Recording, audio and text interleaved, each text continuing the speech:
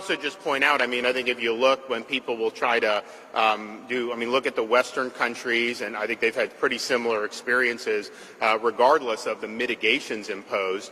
A lot of it's tracked age and obesity rates in those societies, and that's not just in the United States. That would include European countries as well, and so that's just the reality. But what I would say is when you look at the states that have imposed really draconian mitigations, you've had a lot of collateral damage. You've had excess mortality apart from COVID because of some of the lockdown policies. You denied kids education, and that's going to have ramifications for years and years and years. And then obviously you've had really significant problems with the economy. And if someone's unemployed, their future health prospects go down as well. So there's a whole host of things. And I would also just say sometimes when you're comparing, the one thing that it just really frustrates me the media does is they will look at a country like China, which is run by the Communist Party of China. They will actually cite their statistics as if those are valid.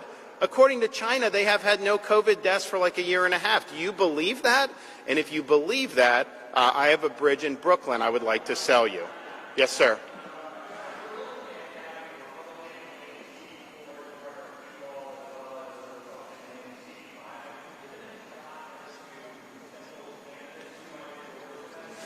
No, because the map hasn't passed, and I didn't draw it. The guys that did it are going to testify and kind of go through all that. So I'm not sure, what is what on all this. But I have not endorsed anybody, I don't think, for any congressional race, and I won't until we're done with this process.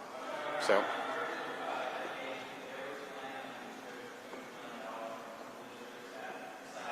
That's not true. That's not true. Yeah, so, well, first of all, there was no money stripped. Well, first of all, this is the legislature did it.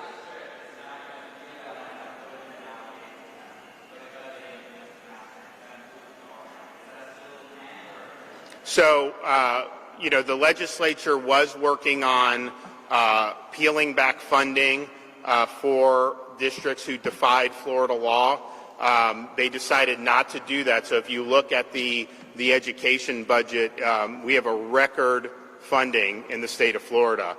Massive teacher pay increase, big per pupil funding increase, and I think the largest BSA increase in quite some time.